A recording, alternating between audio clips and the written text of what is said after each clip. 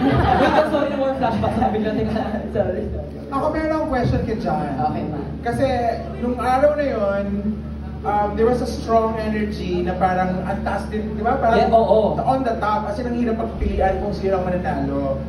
Nung moment na tinatawag na kayo on stage, did you ever feel na parang, ay, akin na to, ganon? Hindi, feeling ko talaga ano na naman kayo magagari. Hindi talaga ako nag-expect lagi. So, I always try not to expect, so it won't break my heart. Parang, expecting ko ng bottom siguro, galingan ko na lang ni. Pero, when they said I was on top, I was like, umitak na ako.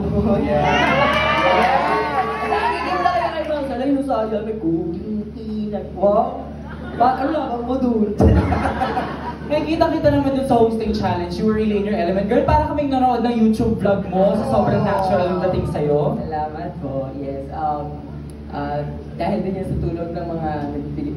One of the writers din eh, asan ko si Bresh.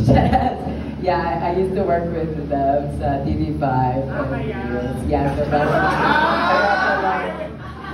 medyo inabutan ko siya. Yeah, medyo na nag-enjoy kasi talaga ako pag-host. Sige, ako na dito. And everyone! Go! Next time tayo. Thank you, John! Give it up for John! You're gonna see more of her in the next episodes. Okay.